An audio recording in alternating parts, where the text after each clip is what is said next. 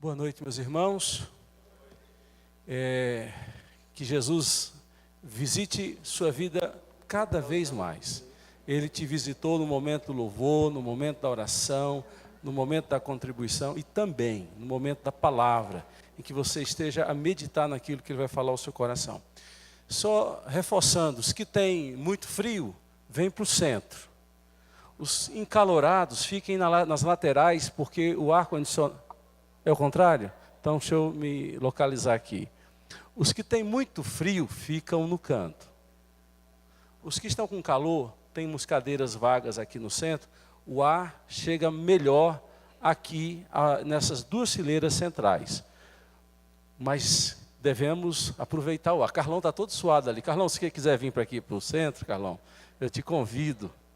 É que a outra, a carne metade ali, ela tem frio. É melhor sofrer suar do que apanhar, Carlão. É uma verdade assim maravilhosa. Bom, eu quero trazer uma palavra que está no livro de Atos, capítulo 2. Livro de Atos, capítulo 2. Nós vamos ler apenas um versículo, o versículo 42. Que já está também projetado.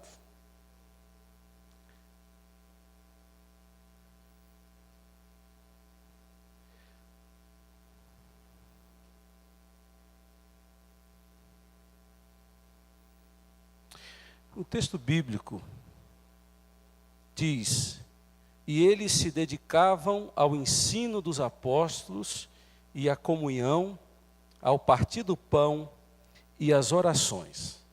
Até aqui está bom. Eu não sei quantos entram em depressão quando leem algumas revistas e folheando as revistas, se deparam com aquelas mulheres lindas, sensacionais, sem defeito, cheias de Photoshop, mas sem defeito. Aí algumas olham assim, chega a vir a página rápida para não ficar ali olhando. Ou então você se depara na revista com aquele homem malhado, cheio de divisórias. Não sei para que aquele tanto de divisória aqui na barriga. Eles chamam de tanquinho. Oswaldo chama assim, tanquinho? Para que tanquinho se eu tenho 12 quilos? Uma máquina de lavar 12 quilos. O que é mais eficiente, um tanquinho ou uma máquina de lavar 12 quilos? Bom, é uma questão que está ainda em debate. Eu estou contando isso porque há duas reações naturais que vêm ao nosso coração toda vez que a gente lê este versículo e todo o contexto que envolve esse versículo. Porque fala da vida da igreja primitiva, da igreja que o Senhor havia criado, estava ali em Jerusalém. E aquela igreja vivia de uma forma espetacular. A descrição que é feita dela nos faz engolir seco, de tão intensa, de tão afetiva, amorosa, carinhosa, tão operante, tão dedicada, tão abnegada que era essa igreja. E a gente ouve dizer que eles, na versão RA, Revista Atualizada, diz que eles perseveravam. Eu gosto mais dessa tradução. É bem verdade que a tradução aqui, dedicavam, dá uma ideia. Mas perseverar traz uma ideia melhor. Era uma igreja que levava a sério o ensino dos apóstolos, o estudo da palavra, a doutrina, conhecer a Deus e conhecer a sua palavra. Era um povo que não encarava a oração como algo secundário ou terciário, era algo principal. Você vai encontrar ao ler Atos que essa igreja estava unânime orando. Que essa igreja permaneceu em Jerusalém até a chegada da promessa do Espírito Santo, orando. E é dito aqui que essa igreja perseverava em oração. É dito também que eles perseveravam na comunhão com os irmãos, no partir do pão. Eles se entregavam aos relacionamentos sem medo, sem reserva, sem desconfiança. Não ocupavam o papel nem da vítima, nem do acusador, nem do juiz. O papel que eles ocupavam era o papel de irmãos. E quando todos assumem o papel de irmãos, não há lugar para o papel do juiz, do acusador, da vítima, do réu. Todos são irmãos. E se a gente for ler o contexto anterior e o contexto posterior desse relato, do versículo 42, talvez o nosso sentimento seja assim de culpa, de tristeza, porque vamos concluir inevitavelmente que estamos distantes disso. Que ainda estamos longe do que essa igreja viveu. De como ela abriu-se para o Espírito Santo. Por outro lado, um outro sentimento pode também nascer no nosso coração. O sentimento de humildade para pedir a Deus: Senhor, me ajuda a poder vivenciar aquilo que os teus filhos ali em Jerusalém, na igreja primitiva, na igreja de Atos dos Apóstolos, eles experimentaram. Então, a nossa frustração pode redundar em oração. E a nossa oração pode redundar em fé. E fé abre as portas, as fechaduras, para que algo novo aconteça na nossa vida. A oração e a fé. Ao mesmo tempo, eu quero chamar a atenção a algo muito importante que essa igreja fazia e que nós precisamos reaprender a fazer. Porque sem isso que eu vou falar agora, não adianta apenas ler essa história tão bonita da igreja primitiva e ficar olhando para ela como se ela fosse aquela igreja perfeita e nós somos a igreja imperfeita, inacabada, inconcluída. De alguma forma, o segredo de virar o jogo, o segredo de dar uma guinada nova na vida da nossa igreja é perseverar. Pastor, mas isso aí é fácil. Fácil nada. Se fosse fácil, nós já estaríamos igual a essa igreja. Se tem uma coisa que é difícil, é perseverar, é continuar, porque começar, todos nós começamos. E sabe por que eu estou falando isso em outubro? Porque dezembro está chegando, e o final de dezembro está chegando. Aí você vai fazer um bocado de plano na virada do 2015 para 2016. Sonhos, ideais, propostas, projetos, que você vai começar. Mas poucos vão continuar, e muitos poucos ainda vão terminar. Basta olhar a nossa trajetória, a minha, a sua. Quantas coisas a gente conseguiu, mas quantas coisas ficaram para trás.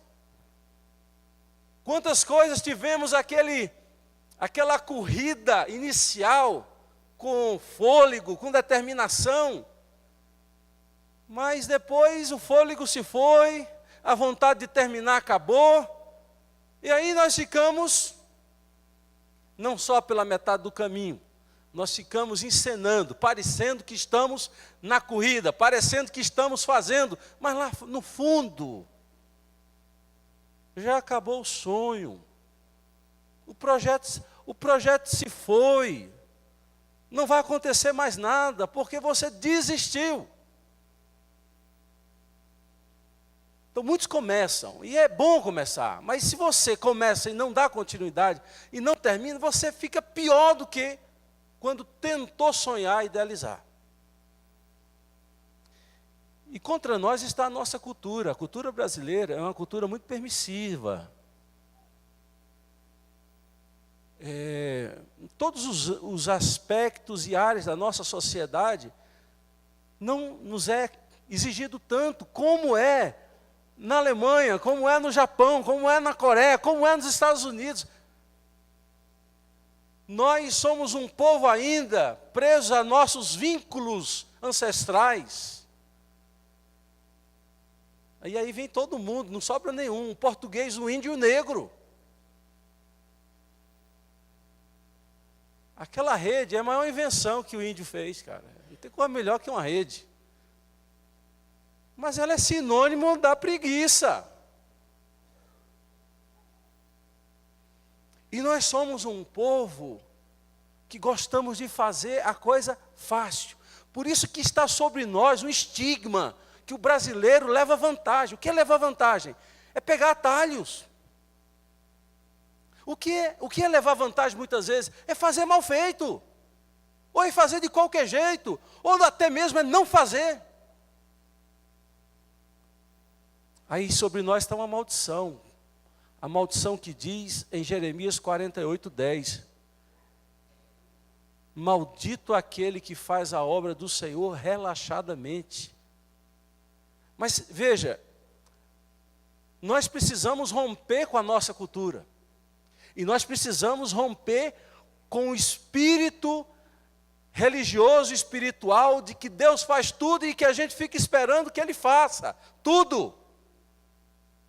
Tem coisas que Deus, e só Deus pode fazer. E tem coisas que Deus partilha conosco fazer. Eu estou estudando no CPPO o capítulo 11 de João. No capítulo 11 de João, Deus faz em Lázaro o que só Ele podia fazer. Ressuscitá-lo dentre os mortos quando ele já estava há 4 dias morto. Em estado de decomposição, de putrefação. Ninguém poderia fazer aquilo, só Ele poderia. Mas tinha uma coisa que cabia ao homem fazer, e Ele deu ordem ao homem: tirai a pedra. Os homens foram lá e tiraram a pedra, mas o que cabia a Ele fazer, Ele fez. Eu olho para essa história, eu me deparo com a parte do homem, nesse processo lindo de Deus, fez nessa igreja primitiva ali em Jerusalém, no começo de tudo, e como Deus pode fazer na nossa igreja ou em qualquer igreja que queira ver a obra de Deus plena no nosso dia a dia, na dinâmica da vida da igreja. E a palavra-chave é perseverar. Perseverar é justamente quando você tem vontade de desistir, quando parece que não há mais forças, e eu falo isso em todas as áreas da vida, e você diz assim: eu vou continuar. Nós temos aqui na igreja um ministério que está crescendo, um ministério até que está ficando bonito, PLS na trilha. Nós temos IPLS na roça e IPLS na trilha. E certamente vocês que andam de bicicleta, tem algum momento, nesse calor, em alguma subida, que Carlão olha e diz assim: podem ir que eu vou voltar para casa. Tem dias que você vai para a bike, que você diz assim: cara, eu vou conseguir. Tem dias que você diz: cara, quem inventou esse negócio de andar de bicicleta no sábado, numa hora dessa? Todos nós temos isso em nós. Essa tendência a desistir, a fracassar.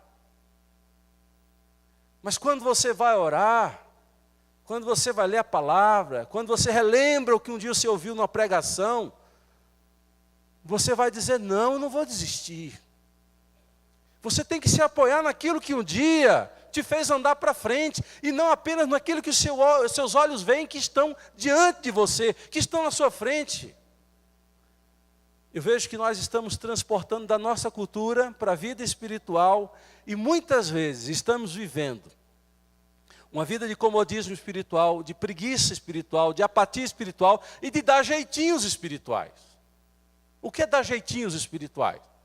A Bíblia diz que eu tenho que ter comunhão com os irmãos. Aí eu venho uma vez no mês na igreja: ai Deus, estou tendo comunhão com os meus irmãos, eu vim uma vez. Não, isso é jeitinho. Aí você então entra num projeto de ler a Bíblia no ano. Nossa igreja faz esse projeto todo ano. Pessoas que querem ler a Bíblia no ano inteiro. Normalmente dá de 3 a 4 capítulos por dia. Meio de semana, 3 capítulos. Sábado, domingo, 4 capítulos, você consegue ler a Bíblia no ano. Aí você diz assim: consegui ler a Bíblia no ano, como se tivesse feito um grande feito. Talvez para muitos seja um grande feito.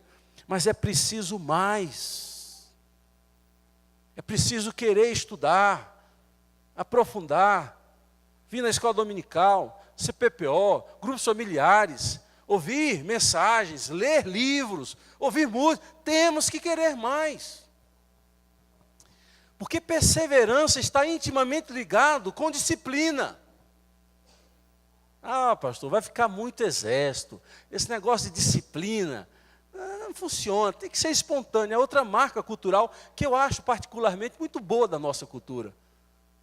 A cultura brasileira tem esse lado da espontaneidade. Isso é bom. Porém, se extrapolar demais, complica. Por isso que a gente faz de qualquer jeito, de qualquer modo. É um pouco dessa espontaneidade que leva à inoperância, ou a fazer quase nada. Meus irmãos, é preciso querer mais. A gente diz que a missão da igreja é de fazer discípulo. Você sabe de onde vem a palavra disciplina? De discípulo. Um discípulo é alguém que sistematicamente segue aquilo que é estipulado. Paulo vai dizer que o atleta, para correr a corrida que lhe está proposta, se ele não se desfizer do peso que tenazmente lhe assedia, se ele não se disciplinar, ele não correrá. E nós pensamos que a vida espiritual podemos tê-la e fazê-la e construí-la de qualquer jeito. Não pense assim, querido.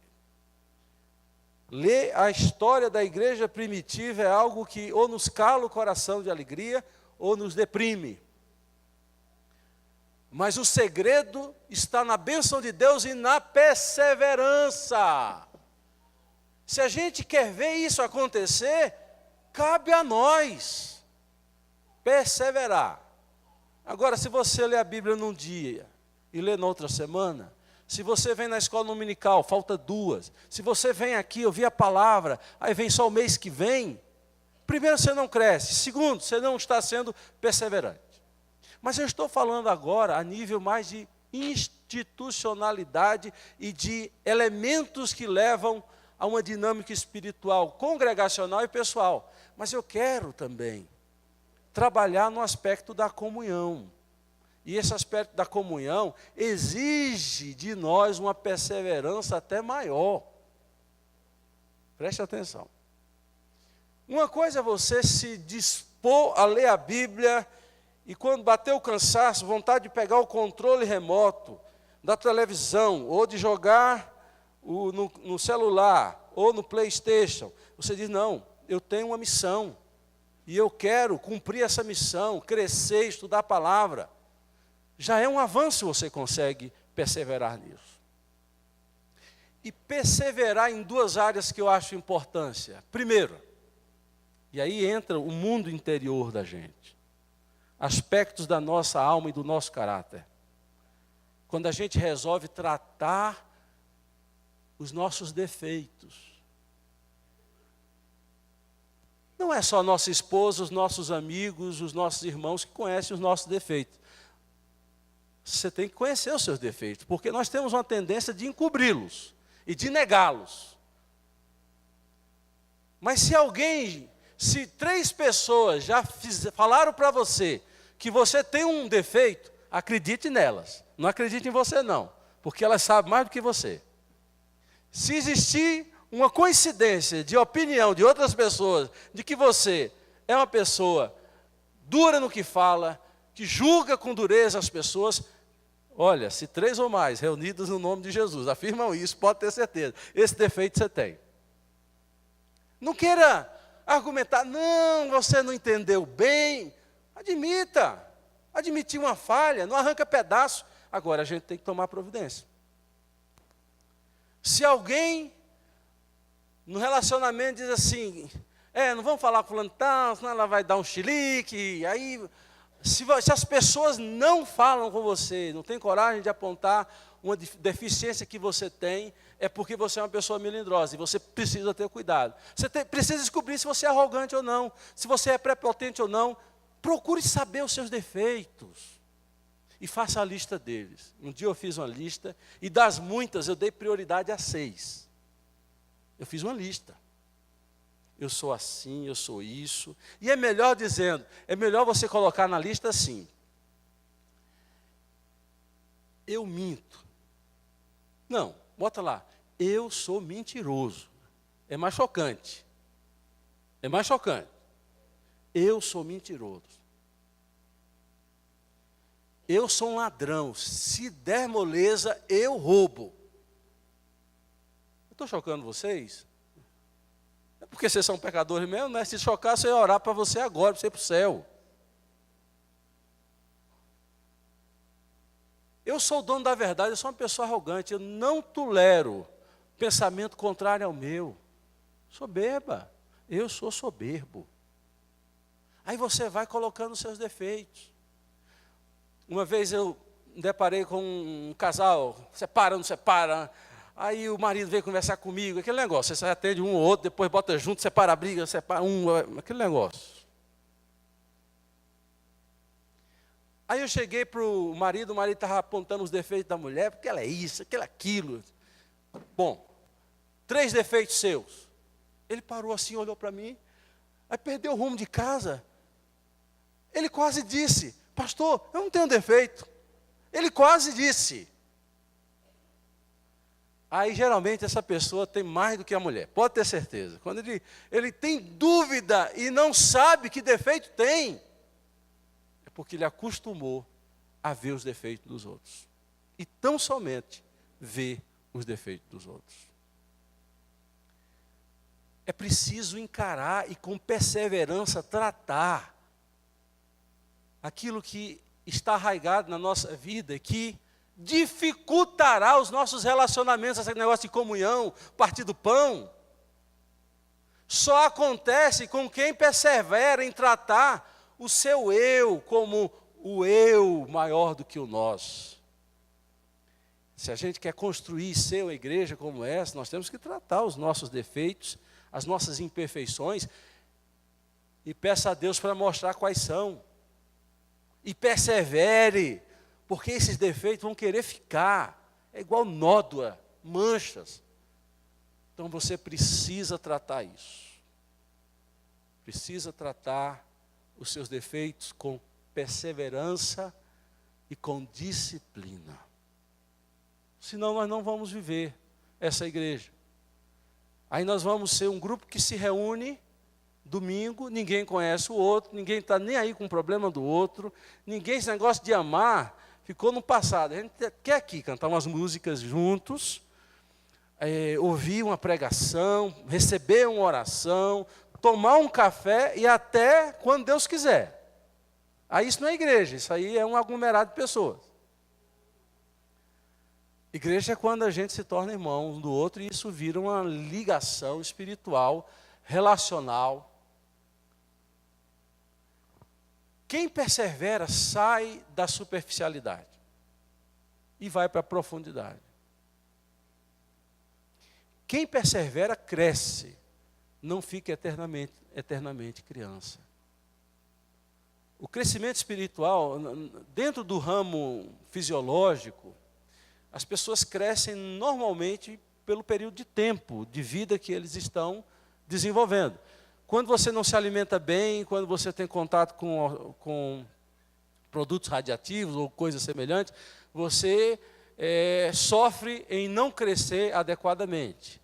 Você pode ser raquítico, o raquitismo e outras doenças, eu não sou médico, não vou me arriscar a trabalhar nessas categorizações. Mas no que tange a vida espiritual, você pode ter 20 anos, 30 anos da igreja e ser um gugu dadá. Porque o crescimento espiritual depende do meu querer. Depende do meu esforço. Depende da minha determinação de querer aperfeiçoar e crescer espiritualmente. Então nós vemos aqui que eles cresciam na comunhão uns com os outros. E como crescer na comunhão, se não tratando os nossos defeitos para poder nos tornar pessoas relacionáveis? Aí você vê na mente sempre aquelas pessoas que são difíceis, que têm opinião, e são inflexíveis. Sim, mas tem pessoas que são coitadinhas e vítimas, elas são tão perniciosas para um relacionamento como aqueles que são mais escandalosos. Ninguém me ama, ninguém me quer. Aí chama atenção para si. É o outro lado da história, o outro lado da moeda. E essas pessoas tendem a se eternizar como vítimas. É um defeito. Nós precisamos tratar para alcançar um crescimento espiritual, maturidade espiritual. E quando isso acontecer, nós vamos nos relacionar melhor. A gente fala muito dos dons do Espírito e do fruto do Espírito. Os dons do Espírito são as habilidades que Deus nos dá através do Espírito Santo para fazer a obra dele. Há na Bíblia 5 listas de dons, de como Deus distribui conforme quer para aqueles que querem trabalhar. E Paulo, quando ele chega em Gálatas 5, depois de descrever as obras da carne, os defeitos que são inerentes ao ser humano pecador, ele propõe a obra do Espírito Santo no crente. E o que essa obra do Espírito Santo, esse fruto do Espírito Santo, é capaz de fazer em nós. Aí ele relaciona 9 características, dentre elas: amor, paz, longanimidade, bondade, domínio próprio, mansidão, e vai a lista. Você já prestou atenção para essa lista? Que todos os elementos dessa lista é para o bom relacionamento. Todos eles. É para você, ao ter isso em você, você seja uma pessoa boa, gente fina, gente legal, gente que as pessoas gostam de estar juntos, gente com as quais as pessoas gostam de conviver, gente, uma pessoa que tem domínio próprio, que não estoura por qualquer coisa. Pessoa mansa, pacifista, deixa disso. Uma pessoa alegre. Aí, isso viabiliza a comunhão. Isso tem a ver com crescimento espiritual. Queridos, nós precisamos perseverar. E eu queria que você, enquanto me ouve, estivesse ao mesmo tempo pensando naquilo que ficou para trás, naquilo que foi perdido. E não foi perdido só porque o diabo foi lá e tirou, ou alguém passou na sua frente e puxou. Porque você não buscou forças em Deus, não conseguiu acreditar mais e desistiu. E ao mesmo tempo que você vai pensar naquilo que foi perdido, eu queria que você pensasse em ser uma pessoa mais disciplinada, em ser uma pessoa mais determinada. E não é pensamento positivo, não. E quando eu digo que você deve ser perseverante, disciplinado, só Deus pode fazer isso em você. Aí você tem que se humilhar, buscar, orar, para você ser. É só a fé que me faz acreditar que eu dou conta. Paulo diz, tudo posso naquele que me fortalece. Essa frase, tudo posso, seria a maior mentira da face da terra se Paulo tivesse dito até aí. Mas como ele acrescentou, naquele que me fortalece, aí eu sei que ele pode. Moisés foi um homem que, quando chamado por Deus para fazer, ele disse, eu não posso, eu não dou conta, eu não vou conseguir. Até que Deus diz, eu serei contigo, eu te darei as condições, eu te darei os meios, a força para você ser. E ele morre prestes a deixar o povo entrar na terra prometida. Ele conseguiu. Ele não entrou, mas o povo entrou. Olha, uma coisa que eu vou dizer sério, eu já fiz essa avaliação na minha vida e quero ajudar você a fazer. Tem muitas coisas que nós não chegamos lá, não é por culpa de Deus, não é por culpa do diabo, é porque a gente deixou de remar, a gente desistiu. Se a gente fosse mais um pouquinho, a gente ia chegar lá. Não são poucas coisas, são muitas coisas. Eu não falo isso para culpar e deixar os irmãos mais tristes. É porque a vida continua, não é verdade? A gente não diz isso? A vida continua. Você não morreu. Você está vivo até hoje. Você pode mudar a sua história. Você pode criar outros mecanismos para dizer, não vai ser como antes. Aí eu, quando aconselho casais que separaram, dizem, você vai cair no mesmo erro? Pelo amor de Deus. Você casou com aquele cabra safado, está escolhendo outro idêntico, e às vezes com retoques de prioridade. Prioridade é uma palavra que eu inventei agora. Vocês notaram, né? O sujeito é pior que o anterior. A gente não pode errar 2 vezes, 3 vezes, depois de ter apanhado tanto. Eu queria destacar a palavra perseverar. Porque ela é citada no começo e parece que é só, se você voltar ao texto, e eles dedicavam-se, na versão RA diz, e eles perseveravam no ensino dos apóstolos, como é que diz na RA? Na doutrina dos apóstolos, e na comunhão, não precisa mais usar perseverança, mas a ideia é a mesma.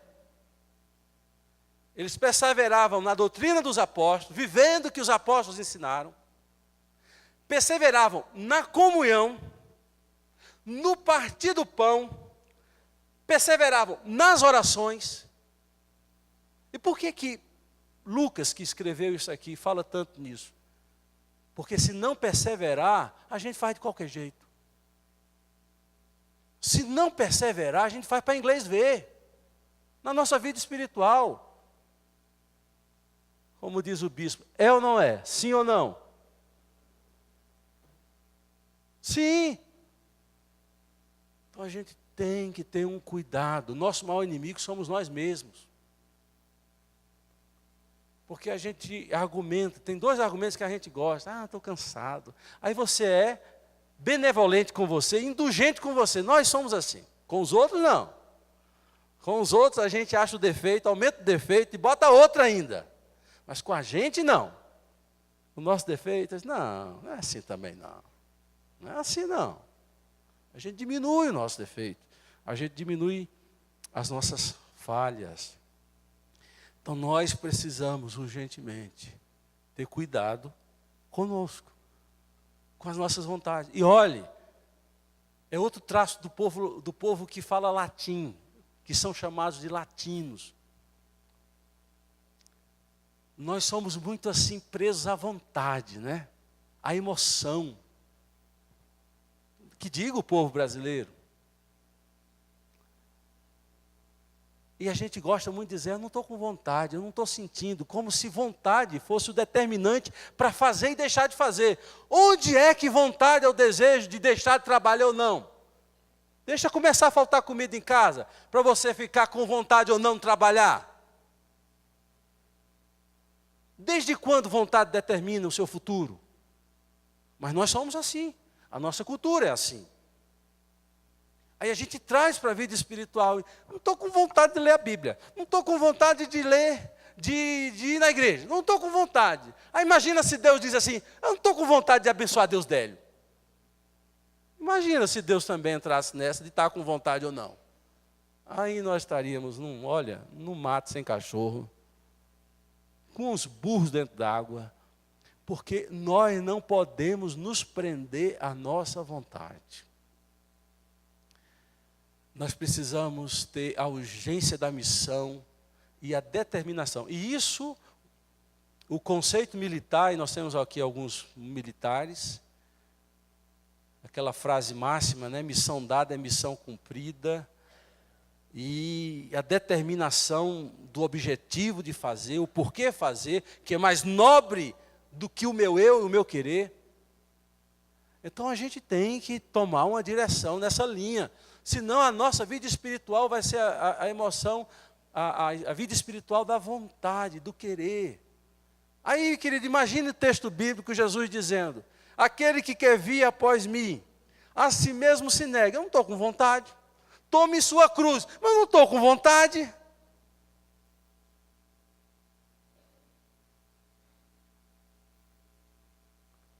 A gente não diz, mas a gente faz.